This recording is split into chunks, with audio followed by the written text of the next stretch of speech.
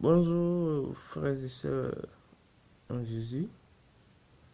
Je vous salue dans le nom puissant de Jésus-Christ Nazareth, le Père créateur, le fondateur de ce monde, celui qui est, qui vient, qui suit. Celui qui nous a créés et celui par qui nous tous nous vivions. Et par sa grâce, ce matin, je me suis réveillé sain et sauf. Et je voulais partager cela avec mes frères et sœurs, pour vous dire que Jésus est fidèle. Il est dans sa parole, il demeure dans sa parole.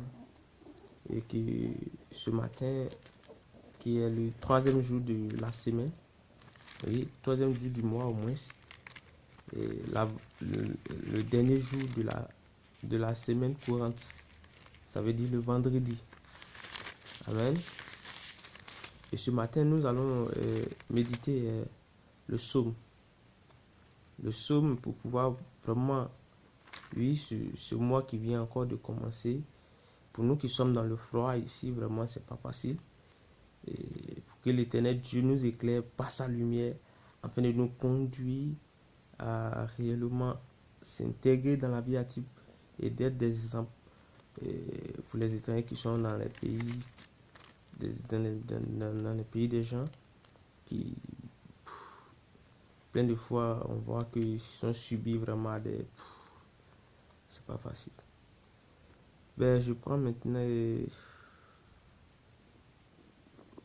Prenons le psaume. Le psaume 94.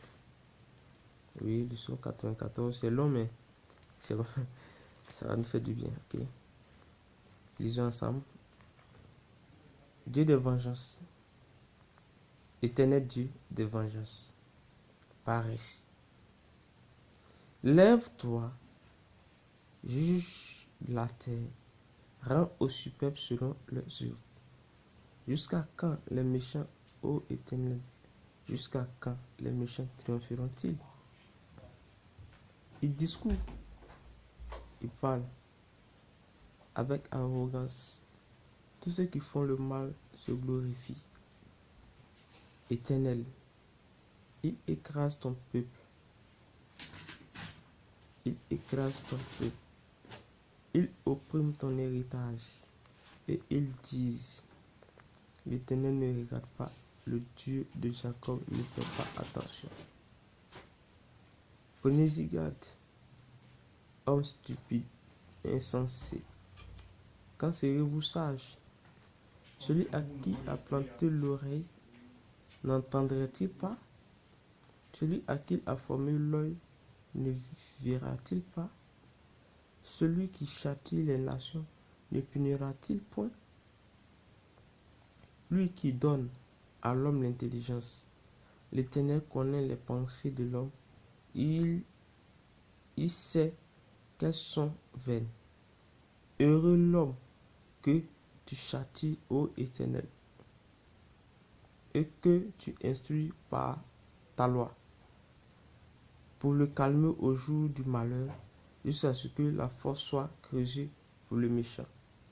Car l'Éternel ne délaisse pas son peuple, il n'abandonne pas son héritage.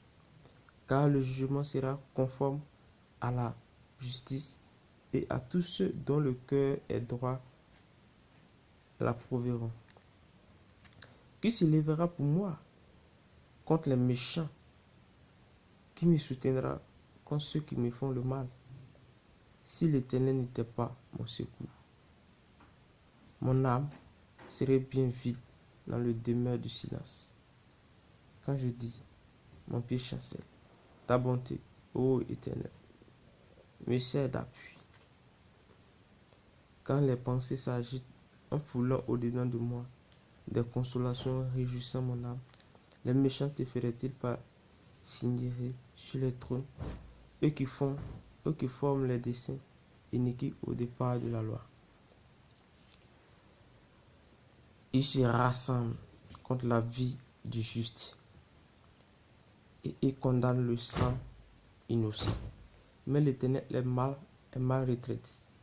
Mon Dieu est le rocher de mon refuge. Il fera retomber sur eux les iniquités et les anéantir par leur méchanceté. L'Éternel notre Dieu les anéantira. Amen. Donc nous voulons entendre par là que, bien vrai que nous sommes dans des moments un peu pénibles, un peu difficiles parfois, on peut le sinuer, mais on peut, en lisant ce texte, on peut encore se référer que Dieu ne nous a pas abandonnés. Il est toujours avec nous. Il demande simplement que nous revenons à lui et que nous gardons le calme parce que c'est lui qui combat pour nous dans le secret. Si nous pouvons avoir des yeux spirituels pour voir ce qui se passait dans la nuit et dans le spirituel, je pense que chacun de nous, personne ne va se plaindre de son cas, de sa situation. Donc ce matin, je vous exhorte à être édifié et à rester dans la parole. Merci, que Dieu vous bénisse. Si vous avez aimé cette vidéo, partagez-la afin de pouvoir édifier vos frères. Je prie pour vous maintenant ce matin. Seigneur, touche le cœur de toutes ces personnes qui liront cette vidéo. Et que Seigneur, tu aies une pensée dans leur vie afin de changer leur situation, Père. Réponds à leurs besoins, à leurs prières, Père.